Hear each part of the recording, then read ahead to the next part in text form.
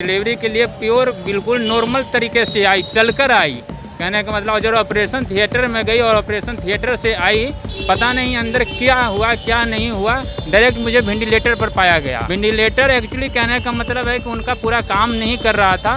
तो बहुत देर के बाद, एक दो घंटे के बाद नहीं, बहुत देर के बाद, मैंने रात भर रहने के बाद सुबह के मॉर्निंग वक्त मुझे जवाब दिया गया कि मेरा वेंटिलेटर सही से काम नहीं कर रहा है। अब बेटर होगा कि अब कुछ देरी के लिए अब इसको, मैंने कहने का मतलब प्राइवेट हॉस्पिटल में ले जाएं। कहते थे कि वो ज़्यादा अगर करोगे तो मरीज के साथ है तुम्हें बाहर फेंक देंगे, ये भी बोला करते थे मुझे। कहा कि ज़्यादा होशियार बनने की कोशिश मत करो, नहीं तो तुम्हारे मरीज के साथ बाहर फेंक देंगे, तुम्हें कुछ नहीं करेगा। तो मोटे ताजे कौन है जो देख के मुझे शरीर से डराने आया था?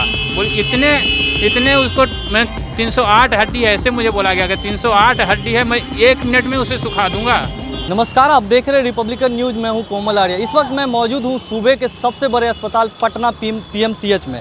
आप ठीक मेरे पीछे देख सकते हैं, ये पटना पीएमसीएच है।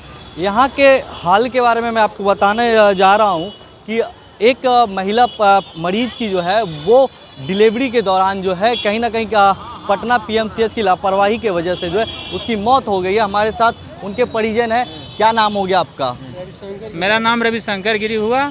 मेरी वाइफ, मैंने कहने का मतलब बिल्कुल नॉर्मल यहाँ पीएमसीएच में आई, और जब मुझे जब मेरी वाइफ, मैंने कहने का मतलब डिलीवरी के लिए प्योर बिल्कुल नॉर्मल तरीके से आई, चलकर आई। कहने का मतलब जब ऑपरेशन थिएटर में गई और ऑपरेशन थिएटर से आई, पता नहीं अंदर क्या हुआ क्या नहीं हुआ, डायरेक्ट मुझे वेंटिलेटर पर पाया गया। वेंटिलेटर एक्चुअली कहने का मतलब है कि उनका पूरा काम नहीं कर रहा था। तो बहुत देर के बाद, एक दो घंटे के बाद नहीं, बहुत देर के बाद, मैंने रात भर रहने के बाद सुबह के मॉर्निंग वक्त मुझे जवाब दिया गया कि मेरा वेंटिलेटर सही से काम नहीं कर रहा है, और कहने का मतलब इमरजेंसी वार्ड में मेरा वेंटिलेटर खाली नहीं है। इसीलिए अब बेटर होगा कि अब कुछ देरी के लिए अब इसको, मैंने कहने का मतलब प्राइवेट हॉस्पिटल में ले जाएं तो चांस ज़्यादा है। मुझे परिवार को ज़्यादा सख्त ज़रूरत था, मुझे बचाने के संबंध में थे, इसीलिए मैं कुछ नहीं सोचा और नहीं उनसे जवाब सवाल किया। मैंने सोचा कि जितना जल्द मैं प्राइवेट लेके जाऊंगा तो मेरी वाइफ बच जाए। इसी कारण मैं प्राइवेट आफाताफी में वेंटिलेटर वाली एम्बुलेंस कर प्राइवेट हॉस्पिटल लेकर गया, और प्राइवेट हॉस्पिटल में मैं करीब 16 से 17 घंटा रखे। वहाँ पर कोई सुधार गति में नहीं आई।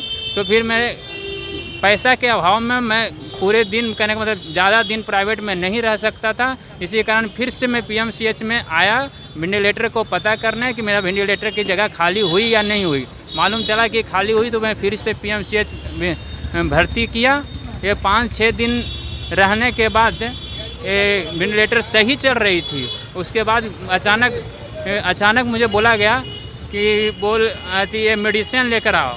सो आज 7वें दिन, मैंने कि जब से ऑपरेशन हुआ 7वां दिन डेट है, 7वें दिन मुझे दिया गया, पर्ची दिया गया कि ये मेडिसिन लेकर आओ। और ये मैं मेडिसिन पूरे पटना में करीब हम 25 दुकान घुमा, 30 दुकान घुमा, कोई देने के लिए हवलदार नहीं है। किसी ने कहा कि बोलिए इस मेडिसिन के लिए मेरे पास लाइसेंस नहीं है, किसी ने कहा कि मेरे पास है नहीं, पर कोई देने के लिए मेडिसिन हवलदार नहीं हुआ। बाद में मैं जब पीएमसीएच पहुंचा कि मेडिसिन मुझे नहीं मिल रही है, तब तक मेरी वाइफ खत्म हो चुकी थी। अन्यथा बीच में एक डॉक्टर साहब भी थे, वो कहते थे कि अगर ज़्यादा कुछ कहोगे, कुछ भी अगर मैंने कि करते थे, फोटो वगैरह खींचते थे, मैं अपना परिवार को भी दिखाने के चाहते कि ऐसा सीरियस मामला है, तो मुझे कहते थे कि वो ज़्यादा अगर करोगे तो मरीज के साथ है तुम्हें बाहर फेंक देंगे, ये भी बोला करते थे मुझे। क्या बोलते थे? बाहर फेंक देंगे? हाँ, बाहर फेंक देंगे, तो ज़्यादा तेज़ बनने की कोशिश करोगे तो वो तुमको एक आदमी ठहरा गया। अगर कोई परिवार मुझे इससे मिलने चला आया तो कहा कि ज़्यादा होशियार बनने की कोशिश मत करो, नहीं तो तुम्हारे मरीज के साथ बाहर फेंक देंगे, तुम्हें कुछ नहीं करेगा। और मेरा परिवार एक नाम का लड़का था, उसने उनसे बोल दिया, मास्क शायद नहीं पहना था, तो उसने बोल दिया कि आप मास्क नहीं पहने हैं, कैसे आ गया? तो वो नहीं जानता था कि वो डॉक्टर साहब हैं, इसलिए वो खुद भी बोल दिया कि आप भी तो मास्क नहीं पहने हैं। तो उनसे झगड़ गया, कहा कि आप सवाल करने वाले कौन? और बाद में उनके जाने के बाद हमसे कहने लगा कि कहने का मतलब है कि वो मोटे ताजे कौन है जो देख के मुझे शरीर से डराने आया था? बोल इतने उसको, मैं 308 हड्डी है ऐसे मुझे बोला गया कि 308 हड्डी है, मैं 1 मिनट में उसे सुखा दूंगा। यूँ मुझे धमकी दिया गया डॉक्टर द्वारा, जो नाइट में शिफ्ट करने आए थे। ये कल की बात है। डॉक्टर का क्या नाम था? डॉक्टर का मालूम नहीं, डॉक्टर वो नहीं थे, मैंने सिस्टर के साथ वो बैठते थे, ब्रदर थे से, वो डॉक्टर का मुझे नाम नहीं मालूम कि वो क्या था जी एक्चुअली।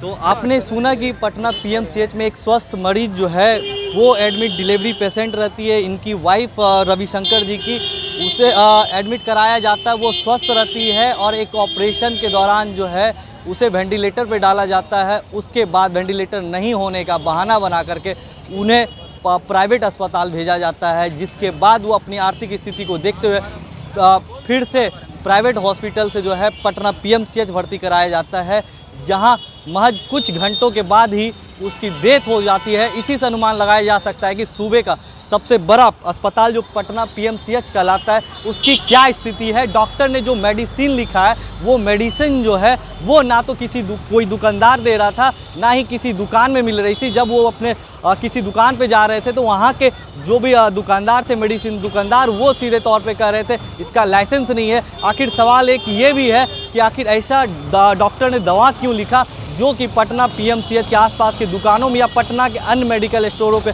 उपलब्ध नहीं है। आप बता दें कि पटना पीएमसीएच के अंदर मीडिया वालों की जो आवाजाही थी, यानी अंदर कैंपस के अंदर जो है पूरे तरीके से जो है उसे बंद कर दिया गया है। इससे भी आप अनुमान लगा सकते हैं कि अंदर क्या गुंडई चलती है डॉक्टरों के द्वारा। सहयोगी बर्जेस के साथ मैं Komal Arya, Republican news Patna. Republican news से जुड़ने के लिए सब्सक्राइब बटन दबाकर चैनल को सब्सक्राइब करें। नोटिफिकेशन प्राप्त करने के लिए यहाँ बेल को दबाएं। वीडियो अच्छा लगे तो लाइक करें और दोस्तों के साथ शेयर करना ना भूलें।